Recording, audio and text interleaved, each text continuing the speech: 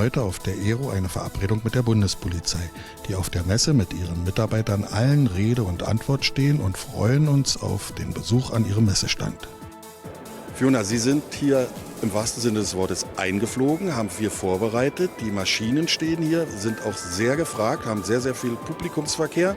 Wir sind natürlich neugierig geworden und deshalb auch gleich mal hierher gekommen. Dürfen wir uns mal umsehen? Ja, sehr gerne. Ihr könnt gerne, ihr seid eingeladen, hier euch auf dem Stand umzusehen, mit den Kollegen zu reden.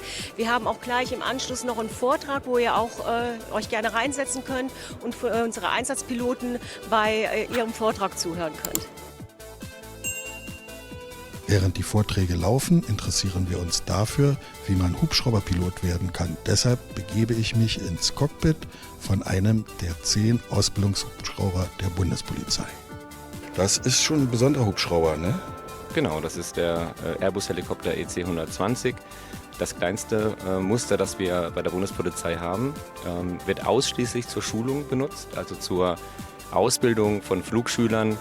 Und die verbringen da so circa 120 Flugstunden drin oder am Steuerknüppel, sitzen auch hinten, schauen zu, was sein Flugschülerkollege da so macht. Also meistens sitzt man hier mit dem Fluglehrer zu zweit drin und da wird Ausbildung gemacht. Nur mal eine Frage, bevor man hier reinkommt, also bevor man fliegen darf, da hat man sicherlich auch eine ganze Menge Theorie? Genau, also nach dem Auswahlverfahren mit Beginn des Ausbildungslehrganges fängt man an mit einem Englischblock. Da geht es erstmal darum, sich wieder so ein bisschen dem Schulenglisch wieder anzunähern und das eine oder andere zu wiederholen. Aber auch schon Richtung fliegerspezifischem Englisch das eine oder andere schon mal so zu hören. Und dann geht es in einen großen Theorieblock, dass man überhaupt erstmal weiß, von was man spricht. Sag mal ein Zeitgefühl, wie lange wird so eine theoretische Ausbildung dauern? Also nicht exakt, ist ja klar. Ja, sagen wir, der erste Block geht so in 3 Monate. Okay, hängt ja auch ein bisschen vom Einzelnen ab. Genau. Schon klar. Also 3 Monate, dann aber noch lange nicht auf dem Flieger, oder? Doch, es geht dann relativ bald auch schon ins Cockpit. Da freuen sich auch die meisten drauf. Also nach ein paar Wochen geht es dann schon ins Cockpit. Zunächst mal eine Einweisung, wie steige ich ein, wie schnalle ich mich an, so ganz banale Dinge. Wo finde ich hier eigentlich was? Das ist ja nicht so wie bei einem Auto, dass ich mich da sofort zurechtfinden würde. Und wie lasse ich so einen Hubschrauber eigentlich an? Und dann geht es auch schon in die ersten Übungen. Wie muss ich mir das vorstellen? Ich sitze also hier und Der Pilot fliegt und gibt Anweisungen. Und ich kann dann den kontrollieren, der mich kontrollieren. Eigentlich also, wie in einer Fahrschule. Das kann man so sehen. Also hier links, wo ich sitze, sitzt der Fluglehrer. Rechts auf dem Platz sitzt dann der Flugschüler. Und zunächst mal werden die Steuer immer sukzessive, immer mehr übergeben. Wir haben hier die Steuer 1:1 doppelt ausgelegt und irgendwann wird dann der Flugschüler in der Lage sein, den Hubschrauber alleine zu fliegen. Und der Fluglehrer ist ja immer im Standby und hat die Möglichkeit jederzeit natürlich einzugreifen. Am Anfang öfter, die Amplituden werden wie gesagt kleiner und dann gar nicht mehr. Und bei dir musste er da oft eingreifen, der Fluglehrer? Ich glaube, zu Beginn musste der oft eingreifen, ja. Wie kann man ein bisschen Gefühl kriegen, ob das was für mich ist? Ja, das gibt da ganz unterschiedliche Annäherungsarten. Interesse ist natürlich immer gut. Ja. Ne? Also motivationale Lage ist und bleibt der Antriebsfaktor. Und da gibt es auch ganz unterschiedliche Dinge, was unsere Flugschüler bis dahin immer auch gemacht haben. Was würde ich empfehlen? Zunächst mal das Auswahlverfahren, auf das kann man sich bedingt eigentlich nur vorbereiten. Da sollte man schon wissen, was auf einen zukommt. Das kann man aber auch ganz normal bei uns erfahren. Da machen wir auch kein Geheimnis draus. Es gibt Leute, was wir auch, glaube ich, immer ganz gut finden, wenn man vorher zum Beispiel schon mal im Segelflugverein war.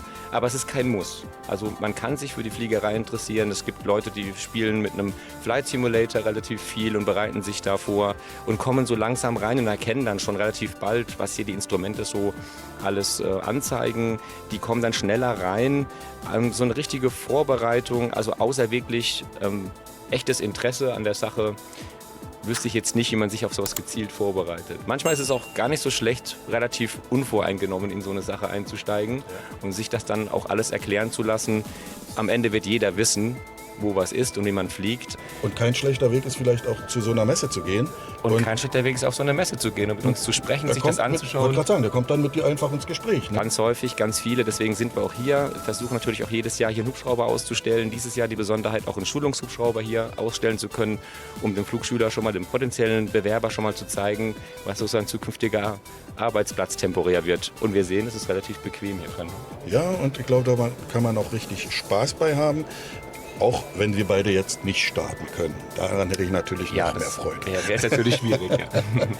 Gut, prima, danke ich dir. Gerne. Ich glaube, wir haben hier doch einiges mitnehmen können und den einen oder anderen auf eine Idee gebracht, damit er dann vielleicht irgendwo dich treffen kann. Das würde uns freuen. Und du ihm dann ein bisschen den Weg zeigen kannst. Schön, danke. Gerne. Wie solch ein Hubschrauber funktioniert, erklären hier die Techniker der Bundespolizei vor Ort. Benjamin Maus ist einer von ihnen. Ich ahne auch, dass es eine etwas längere Ausbildung geben wird, wenn man als Techniker am Fluggerät, sprich am Hubschrauber, arbeiten möchte. Ja, so ist es. Wir stehen hier an einem Triebwerk von Safran, einer sogenannten Arius 2F. Das ist genau das Modell, was auch hinter uns auf den Hubschrauber verbaut ist. Wir haben hier ein Schnittmodell, was wir auch in der Technik benutzen. Und nicht nur zur Ausbildung von Technikern, sondern tatsächlich auch von Piloten. Also die Piloten müssen ein relativ großes Wissen an der Technik haben, müssen wissen, wie das Triebwerk funktioniert, um auch an in Notverfahren richtig reagieren zu können und auch morgens und abends die Maschine einfach kompetent zu checken auch. Aber es ist beeindruckend, wenn man da reinguckt. Was sehe ich? Also am Ende tatsächlich die Arbeitsturbine, die Freilaufturbine, so nennen wir sie. Hier kommt das Abgas im Endeffekt an, also der große Volumenstrom an heißen Gasen und treibt diese Turbine an mit Flügelrädern. Diese wiederum treibt dann einmal durchgehend hinten die Welle an, also schlussendlich unseren Hauptrotor. Jetzt brauchen wir aber für die Verdichtung hier vorne im weiteren Verlauf erstmal eine Verdichterstufe, das heißt eine Welle, die mir die Luft komprimiert. Weil umso mehr komprimiert diese Luft ist, umso mehr Energie kann ich rausholen. Und so habe ich hier in der weiteren Stufe diesen Verdichter, der mir also die Luft einmal nimmt und in einen hohen Druck umwandelt. Ja, das war schon die Arbeitsturbine an sich. Was dahinter kommt, ist im Endeffekt nur eine Übersetzung, weil ich in der Turbine selber mit sehr, sehr hohen Drehzahlen arbeite. Und weiterhin brauchen wir für die Versorgung des Triebwerks dann im Modul 1, das nennen wir so, einmal den Antrieb für die Kraftstoff- und für die Ölpumpen. Das heißt, alles muss geschmiert werden, alles, was gedreht wird hier, ist in einem Lager Öl geschmiert. Und somit haben wir hier also die Antriebe von der Ölpumpe, von der Kraftstoffpumpe. Hier ist ein Hebel angeschlossen und wenn der Pilot vorne am Stick zieht, und mehr Leistung vom Hubschrauber möchte, er müsste also höher fliegen oder niedriger fliegen, dann reguliert er hier im Endeffekt die Einspritzung, wie auch im normalen Motor auch. Ich reguliere den Kraftstofffluss, der nachher in die Brennkammer kommt und dort entzündet wird. Ansonsten weiterhin haben wir hier unser Starter-Generator. Bei diesem Triebwerk ist es so, dass ich das Triebwerk elektrisch starte. Das heißt, ich gebe Drehzahl drauf, indem ich auf diesem Motor Spannung drauf gebe. Und im weiteren Verlauf, wenn das Triebwerk sich selber hält, also es versorgt sich selber, dann fungiert dieses Bauteil als Generator und liefert dem Hubschrauber Spannung und Elektrizität. War ja fast eine Lehrstunde. Dankeschön. Wir haben, glaube ich, ganz gut verstanden. Jetzt treffe ich Sebastian John. Er ist einer der Einsatzpiloten, die dort vor Ort sind, wo Hilfe gebraucht wird. Sebastian, wir haben hier schon auf eurem Stand uns einiges anschauen können und stehen jetzt vor dem Prunkstück, hätte ich beinahe gesagt. Also das Arbeitstier oder jedenfalls ist es riesig groß. Ja, das ist unser leichter Transporthubschrauber, also eine EC 155 der Bundespolizei. 4,8 Tonnen Abfluggewicht, also schon ein etwas größerer Hubschrauber, wie hier zu sehen. Und bestückt mit einer Winde, Lasthaken. Und da fliegen wir auch in dem Fall jetzt typische Missionen wie auch Rettungseinsätze oder Einsätze quasi zur Bergung von Personen mit der Winde jetzt als Beispiel. Ja, da hat ja jeder eigentlich auch die Bilder vom Ahrtal im Kopf. Das heißt, dort habt ihr aktiv geholfen, aktiv eingegriffen. Ich glaube auch viel Menschenleben gerettet.